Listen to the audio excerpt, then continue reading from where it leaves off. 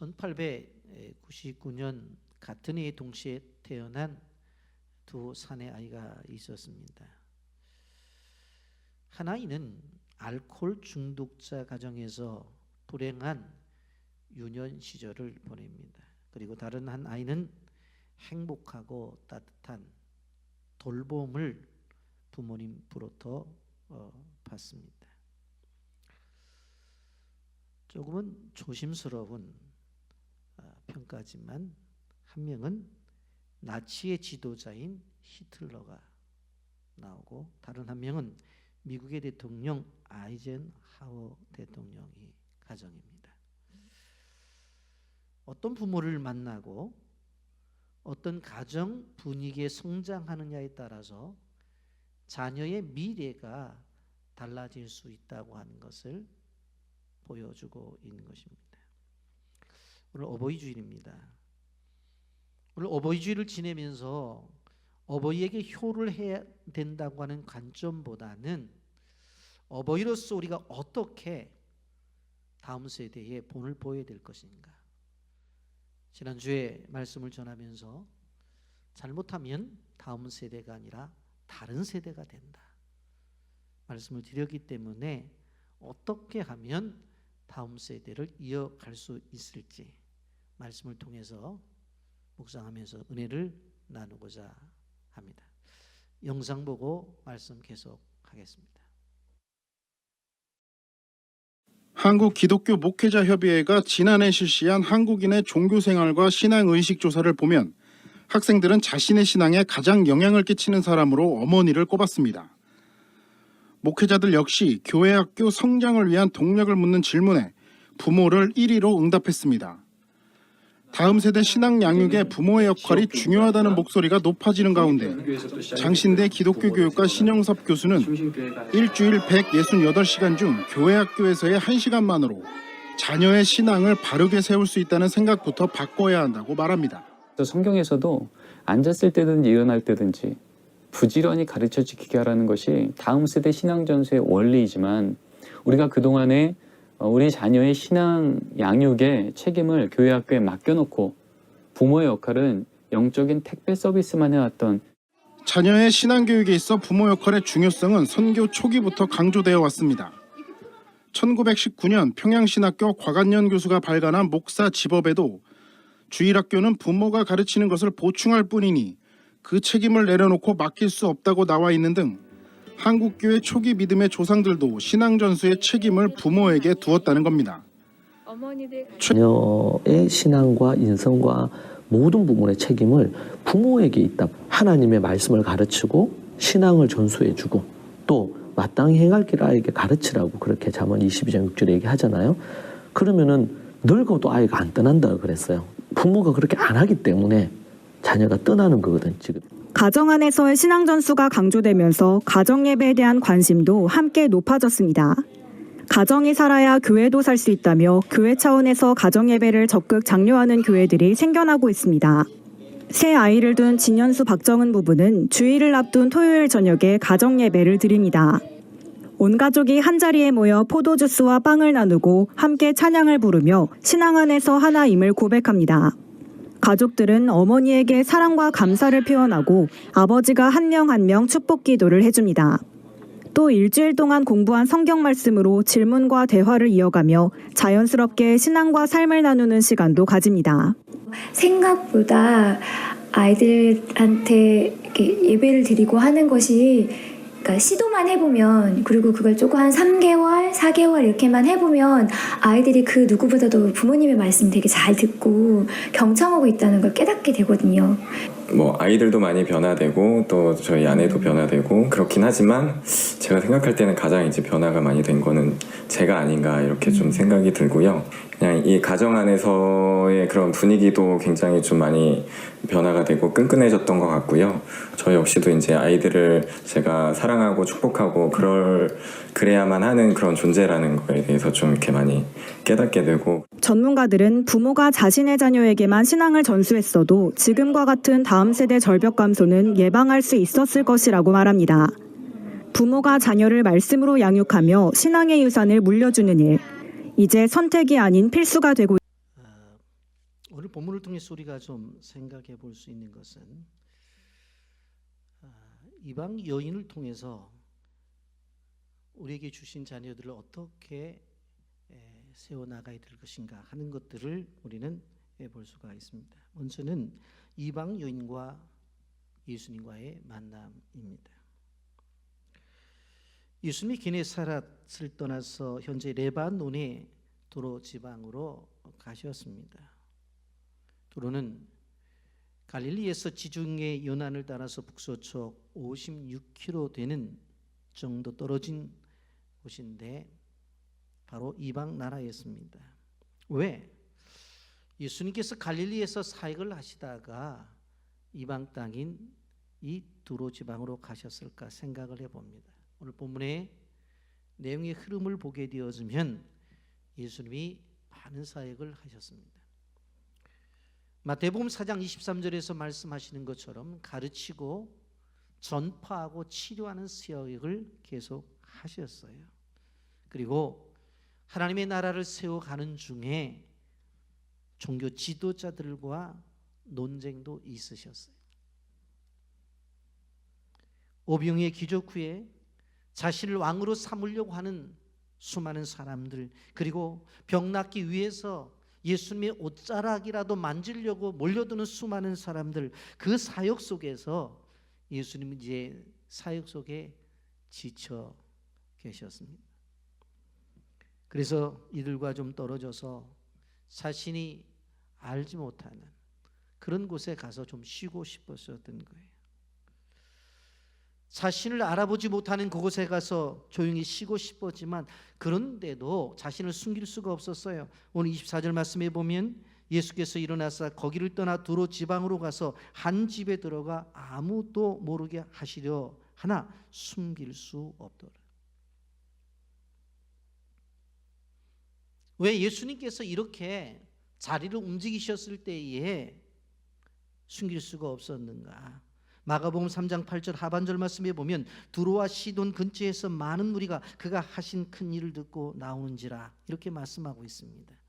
이미 예수님이 갈릴리에서 사역을 하셨지만 이방 땅까지도 예수님의 사역이 전파가 되었기 때문에 예수님을 알고 있었단 말이에요. 그래서 아무도 모르게 두로에 와서 쉬고 싶었지만 쉴 수가 없으셨던 겁니다. 그런데 쉬시려고 한 그 장소에 갔을 때에 한 여인이 예수님을 찾아와 만납니다. 이 여인이 어떤 여인인가? 본문은 이렇게 말씀합니다. 25절과 26절 말씀에 보면 이에 더러운 귀신 들린 어린 딸을 둔 한 여자가 예수의 소문을 듣고 곧 와서 그 발 아래 엎드리니 그 여자는 헬라인이요 수로보니게 족속이라 자기 딸에게서 귀신 쫓아내 주시기를 간구하거늘 이렇게 말씀합니다. 여기에 뭐라고 말해요? 첫째, 여자라고 그렇게 말을 해요. 남성 위주의 가부장적 사회에서 여성의 위치라고 하는 것은 실질적으로 열악했어요. 언제나 남성에게 종속적인 위치가 여자였어요. 그런데 사회 속에서 무시당하는 이 여인이 감히 남자에게 바로 예수님에게 찾아왔다고 하는 것입니다. 두 번째로 헬라인이라고 말씀합니다. 헬라인이란 말은 인종적으로 헬라 사람이라고 하는 의미보다도 이방인이라고 하는 의미가 더 강하게 나타납니다. 세 번째로 수로보니게 족속이라고 말을 하죠. 마태복음에서는 이 여인을 가나안 여인이라고 그렇게 말을 했어요. 여러분, 지역적으로 보면 가나안 안에 수로보니게가 들어가 있는 것을 볼 수가 있습니다. 근데 이 관계는 원수 관계예요. 하나님께서 아브라함을 선택해서 내가 내게 지시할 땅으로 가라고 했어요. 그 땅이 가나안이에요. 아브라함이 그곳에서 생활을 하다가 실질적으로 기근이 임하자 요셉이 총리로 있을 때 어떻게 되어져요? 내려간단 말이에요. 그래서 애굽에서 무려 430년을 생활을 해요. 그리고 고난 속에 있다가 그들이 되돌아오게 되는데 되돌아오는 장소가 어디예요? 이 가나안이에요. 가나안. 그래서 400년이 지나서 살고 있었던 가나안에 있는 사람들을 어떻게 해요? 다 내쫓아 버리든지 죽이라고 하잖아요. 그래서 실질적으로 애굽에서 그들이 떠나게 되어지는데 그것이 바로 뭐예요? 출애굽이에요. 그래서 떠나서 가나안에 오게 되는 거예요. 그 가나안에 와서 살고 있었던 사람들을 내쫓든지 죽이는데 그때 살아남은 사람이 바로 그 자손이 여기 나오는 가나안 사람이에요. 그러니까 자기 있었던 터전을 다 뺏겼죠. 그렇지 않아요? 그 얼마나 억울하겠어요. 그리고 네 번째로 어린 딸이 귀신 들린 어머니라고 그랬어요. 근데 이 귀신도 더러운 귀신이 들렸다고 그렇게 말을 해요. 여러분, 이 어머니의 심정을 여러분들이 이해하시겠습니까? 남자는 죽었다 깨어나도 어머니의 마음을 이해할 수 없다고 말을 하죠. 왜요? 어머니는 자식을 뱃속에 10달 가까이 품은 경험이 있기 때문에 그것을 누구도 흉내낼 수가 없어요. 아버지가 자식을 아무리 사랑한다고 해도 아버지는 자녀를 옆에 두고 사랑하는 것이고 어머니는 배 안에 넣고 10달을 사랑했어요. 여러분, 이런 것을 생각해 보면 여인이요 헬라인이요 수로보니게 족속이요 귀신 들린 딸을 둔 어머니라고 한다면 사회 속에서 천대받고 그리고 부정하게 여김을 받았던 여인이라는 것이 분명해요. 우리는 이러한 고통받는 여인을 보면서 생각해 볼 수 있어요. 우리가 욥기서를 통해서 알 수 있었던 것은 고통받는 사람들에게 함부로 말을 해서는 안 되겠구나 하는 것입니다. 어떻게 보면 가급적으로 말을 안 하는 게 좋아요. 2014년 4월 16일 일어난 세월호 사건으로 304명의 아이들이 사망을 했어요. 지난해 10월 29일 이태원에서 일어난 사고로 말미암아 156명의 자녀들이 사망을 했어요.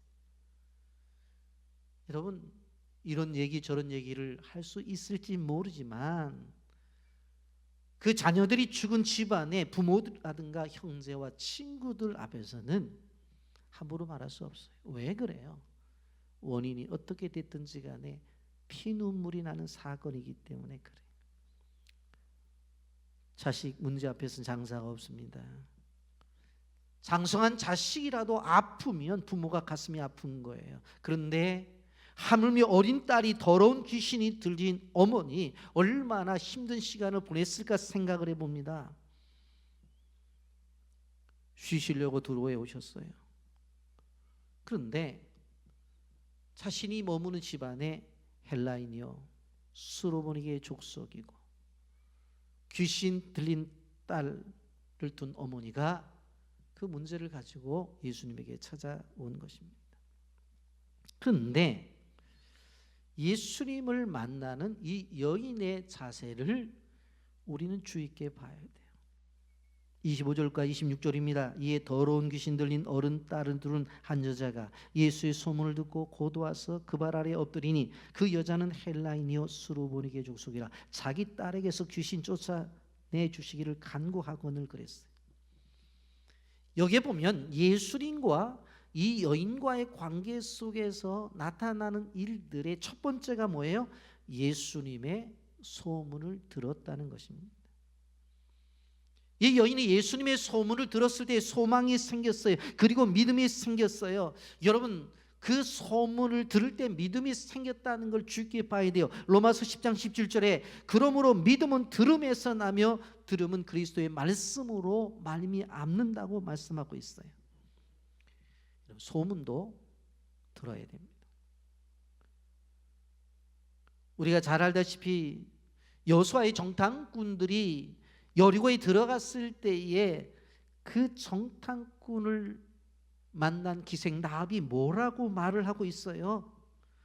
여러분, 여호수아서 2장 10절과 11절에 이렇게 말을 합니다. 이는 너희가 애굽에서 나올 때 여호와께서 너희 앞에서 홍해물을 마르게 하신 일과 너희가 요단 저쪽에 있는 아모리 사람 두 왕 시온과 옥에게 행한 일 곧 그들을 전멸시킨 일을 우리가 들었음이니라. 우리가 듣자 곧 마음이 녹았고 너희로 말미암아 사람이 정신을 잃었나니 너희의 하나님 여호와는 위로는 하늘에서도 땅의 아래로서는 땅에서도 하나님이시라.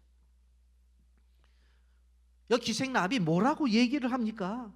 자기 소문을 들었다는 거예요. 홍해를 건널 때에 홍해가 갈라져서 실질적으로 홍해를 건넜고, 뒤에 애국 군대가 쳐들어왔을 때 홍해가 다 입을 다물어서 다 물에 빠져 죽었다는 걸 들었다는 거예요.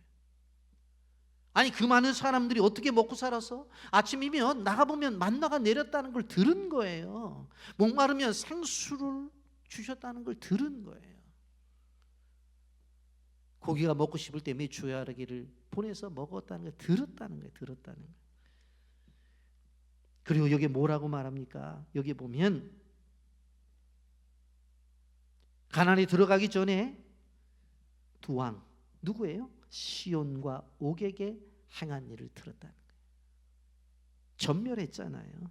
들었다는 거예요. 그 이야기를 듣자마자 우리의 마음이 녹았고, 원래 성경적인 표현을 한다면 정신을 잃어버렸대요. 그러면서 여호와는 하늘의 하나님뿐만 아니라 이 땅 위에서도 하나님이다. 왜?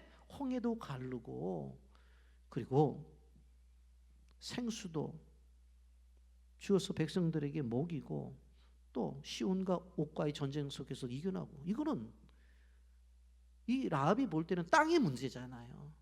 하나님이 저 하늘에만 계신 분이 아니라 이 땅에서도 역사하시는 분이구나.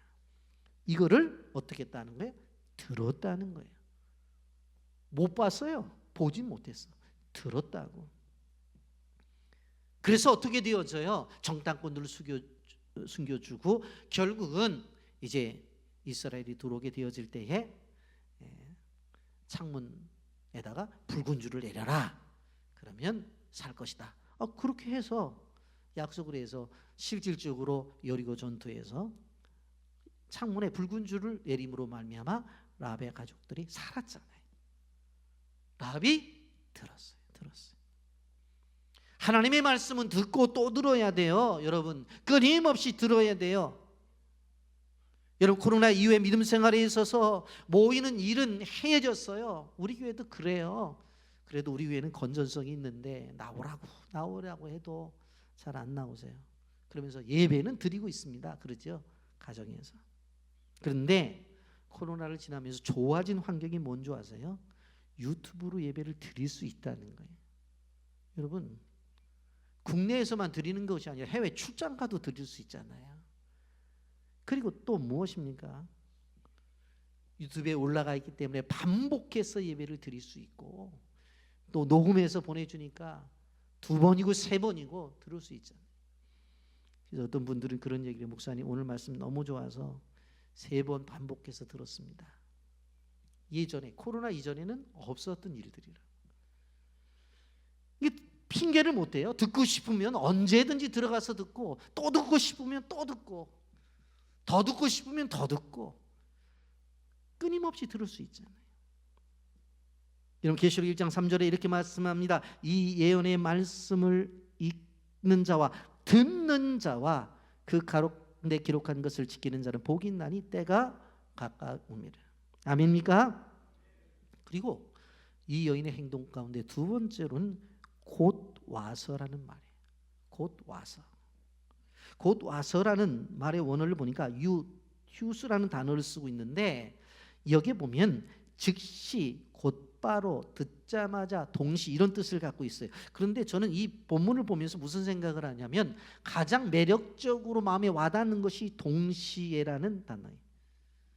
이건 뭐예요? 예수님의 이야기를 듣자마자, 즉시, 곧바로, 뭐 이런 것들은 아무리 빨라도 시간이 있는 것 같아요. 뭐 1초든지 0.5초든지. 그런데 동시라는 말은 뭐냐면 예수님이 오셨다는 이야기를 들음과 같이 움직이는 거예요. 같이 움직이는 거예요. 예수님이 이 두로에 오셨다는 이야기를 들으면서 몸은 그냥 일어난 거예요. 일어난 거예요. 예수님에게 찾아오는 일들에 있어서 속도가 빨랐어요. 미루지 않았어요. 왜 그랬을까? 이 여인은 이번 기회가 마지막이라고 생각했을 거예요. 우리 딸을 치료하는데 이게 마지막이다. 그러니까 들음과 동시에 몸은 일어나 버린 거예요. 같이. 별로 여러분들은 감동스럽게 느껴지지 않는 것 같은데 저는 너무나 이 부분에 대해서 감동을 느꼈어요. 야, 들으면서 일어나 같이, 들으면서 동시에. 세 번째로 발 아래 엎드렸다고 말씀합니다. 여러분, 예수님에게 와서 발 아래 엎드렸다고 하는 것은 그의 자존심을 다 내리고 복종했다는 것이에요. 여인은 지금까지의 민족적 감정이 있었어요. 자기들이 살고 있었던 땅을, 사람들을 내쫓아버리고 수많은 사람들을 죽였던 사람들이잖아요. 그런데 이제는 민족적 감정보다도 더 시급한 것이 무엇인지를 알았기 때문이에요. 무엇인가 하면 자기의 딸이 그 더러운 귀신이 들려서 폐인처럼 죽어가고 있는 그 모습을 보면서 너무나 가슴이 아팠던 거예요. 지금까지는 방법이 없어서 내버려 두었어요. 그렇지만 방법이 생겼잖아요. 귀신 들린 자를 치료하는 그 예수님이 자기 지역에 왔잖아요. 아무리 그분이 유대인이라 할지라도, 내가 이 가나안 족속이라 할지라도, 그분은 남자고 나는 여자라 할지라도 어떻게 해요? 이 순간은 놓칠 수가 없었어요. 그 예수님이 이 땅에 왔다는 것이 복음이었어요. 기쁜 소식이었어요. 그래서 그는 쫓아간 거예요. 그래서 납작 엎드린 거예요. 이게 은혜 받는 사람의 자세입니다. 은혜 받는 사람의 자세. 그리고 엎드려서 뭘 합니까? 네 번째로 기도를 드립니다. 26절에 보세요. 하반절. 자기 딸에게서 귀신 쫓아내 주시기를 간구하거늘.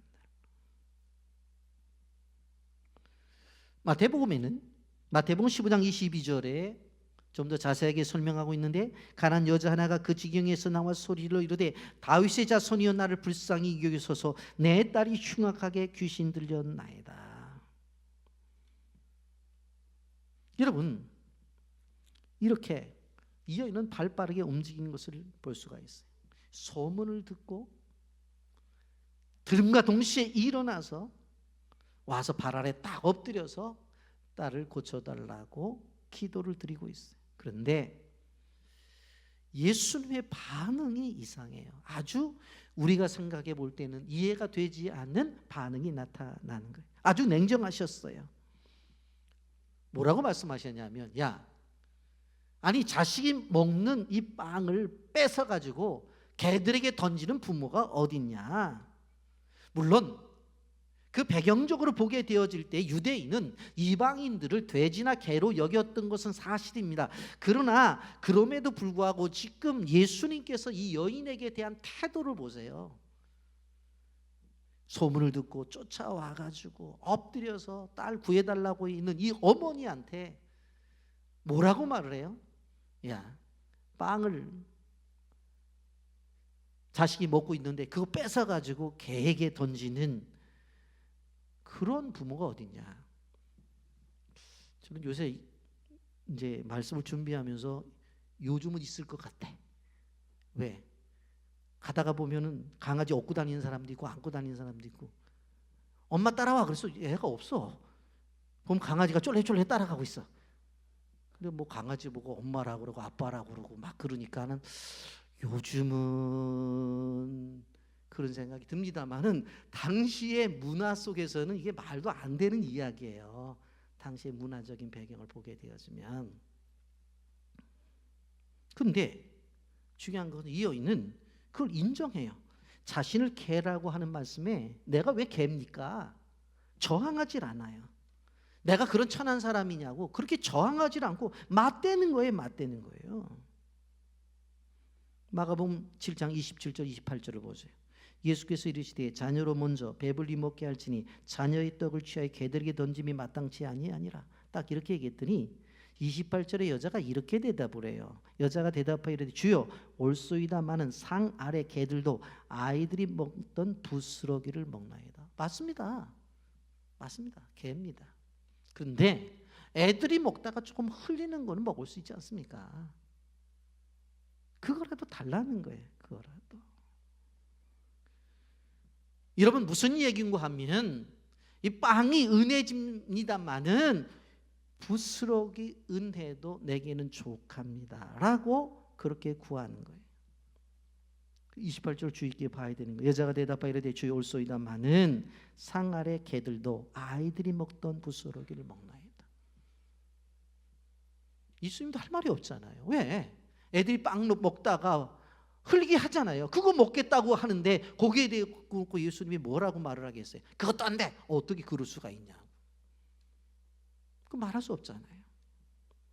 그런데 이렇게 고백하는 것을 예수님은 믿음이라고 말을 하시고 그 여인에게 기도의 응답을 허락하셨어요.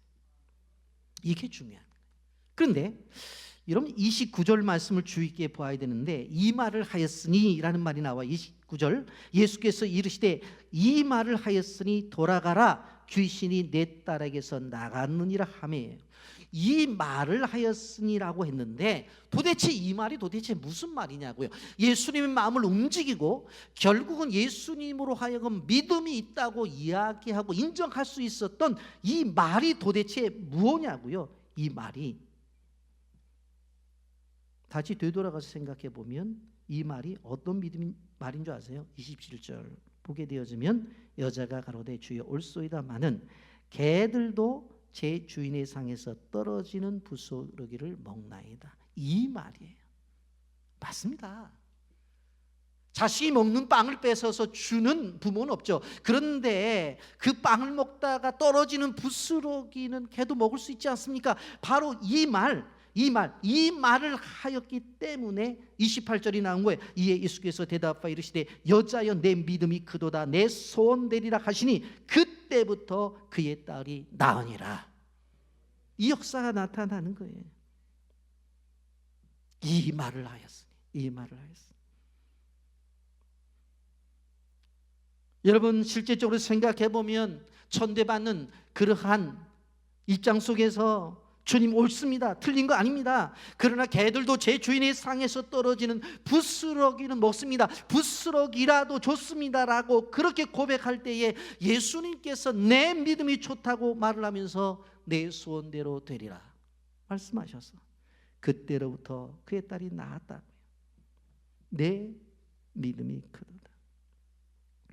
여러분 기억하시길 바랍니다.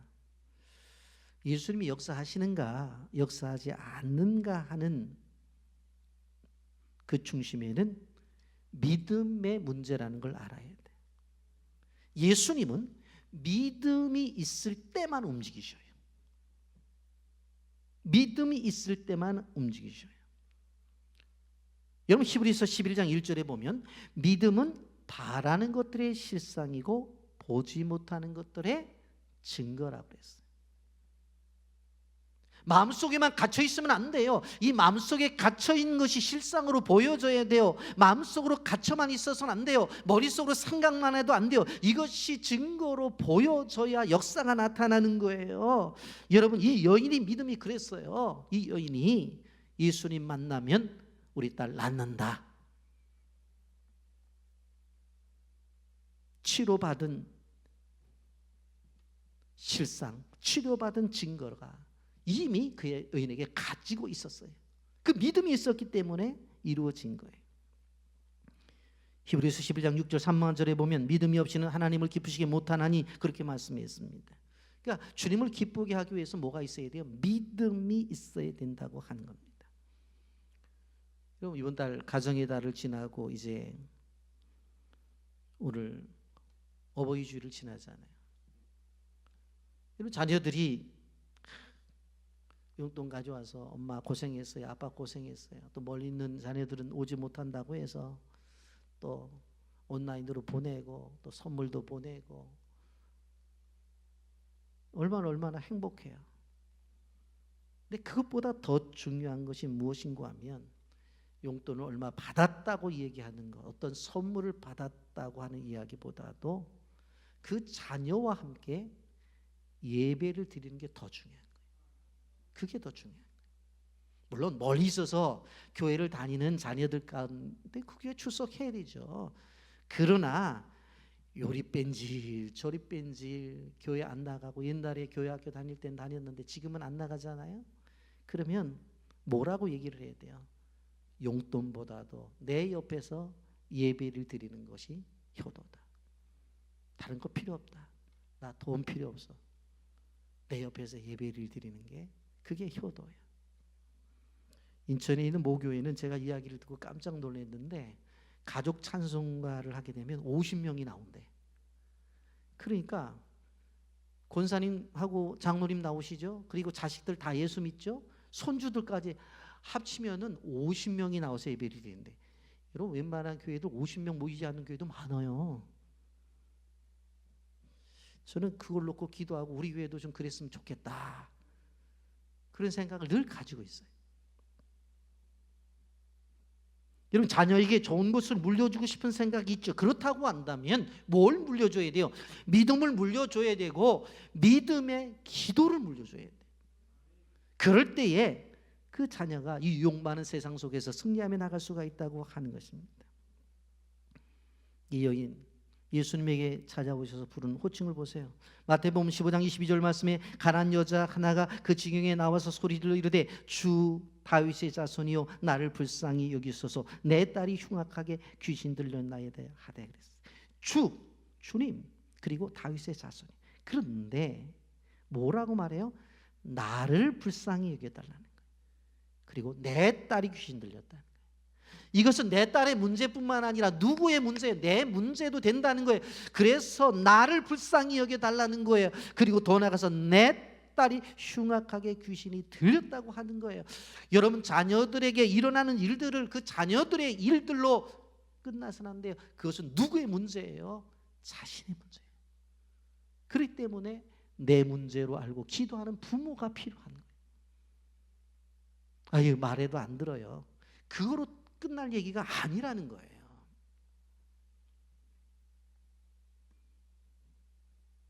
여러분 오늘날 우리가 믿음 생활을 하면서도 하나님과의 관계 속에서 중요한 것은 나의 비천함을 알고 나의 죄인됨을 고백하는 데서도 시작되는 거예요. 나로부터 시작되는 거예요. 나는 안 그런데 애가 왜 그렇다고 그렇게 말하지 말라는 거예요. 나로부터 시작해요. 암만 얘기해도 말 안 들어요.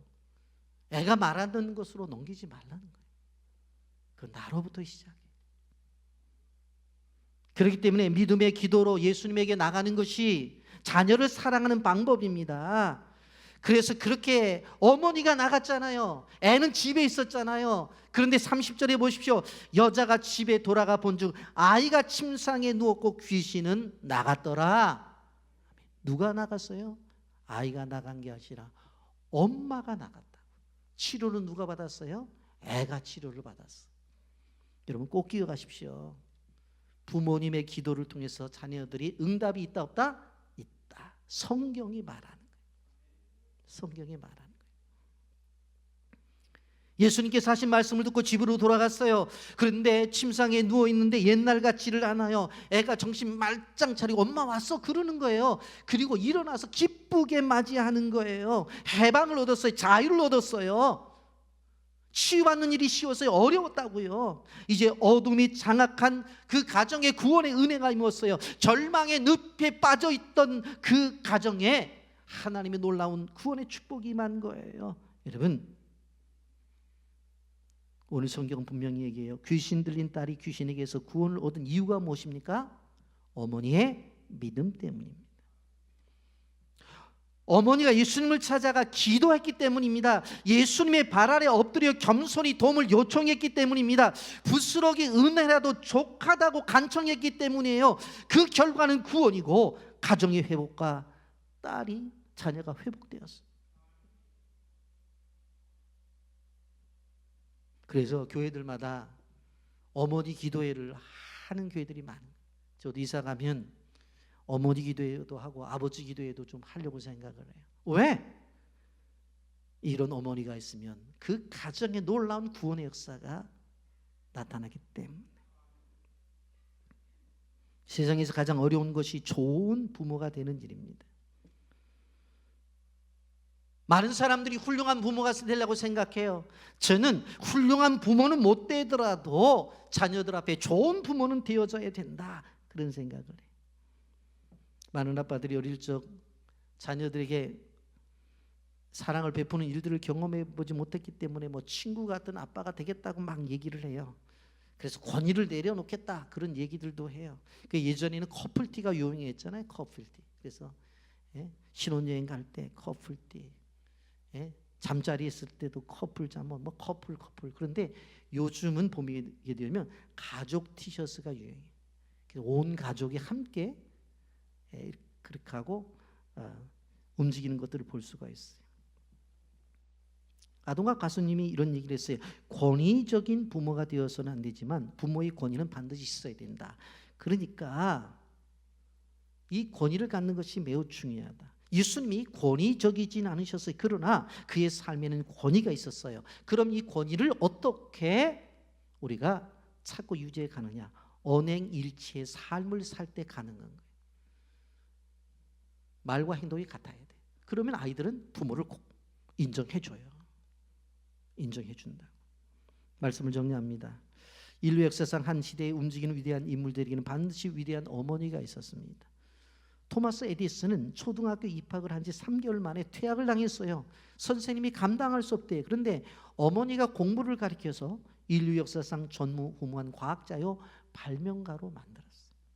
존 웨슬리의 모친 수산나 여사는 애가 질문을 하면 20번 이상이나 똑같은 질문을 하는 거예요. 그럴 때마다 친절하게 화내지 않고 잘 가르쳐 주었어요. 그랬더니 그 아들이 감리교의 창시자인 존 웨슬리 목사가 되었어요. 세상의 모든 부모들이 자식을 잘 기르고 가르치려고 무척이나 애쓰고 있어요. 우리나라처럼 강한 나라가 있죠. 그래서 치맛바람이라는 말까지 생겼어요. 여러분, 그래서 요새 엄마들이 학교 찾아갈 때 바지 입고 다닌대잖아요. 나는 치맛바람이 아니라. 여러분, 자식을 위해서 복을 빌어준다는 명목으로 전국 유명 사찰을 찾아다니면서 심산유곡을 찾아다니며 우상숭배를 하는 우매무지한 어머니들도 많이 있어요. 여러분, 이러한 시대 속에서 예수님을 잘 믿고 믿음을 가지고 자녀들의 일로 예수님 앞에 엎드리는 부모는 정말로 자녀에게 있어서 고마운 부모님이고 그것이 부모님이 해야 될 도리라는 사실을 우리는 기억해야 돼요. 여러분, 저도 나이가 들다 보니까 아이들이 다 컸잖아요. 그럼 다 끝난 건가요? 부모는 70이 되어도 아이를 위해서 무릎을 꿇어야 돼요. 부모는 80이 되고 90이 되어도 어떻게 되어져야 돼요? 자녀를 위해서, 손주들을 위해서 하나님 앞에 가서 엎드려 기도하는 그러한 모습이 보여져야 된다. 이 어버이주일을 맞이해서 빛의 교회 모든 어머니들과 아버지들은 이 말씀을 통해서 자녀들을 위해서 엎드리는 부모님이 되어서 믿음의 다른 세대가 아니라 다음 세대를 이어가기를 예수님의 이름으로 축복합니다. 아멘.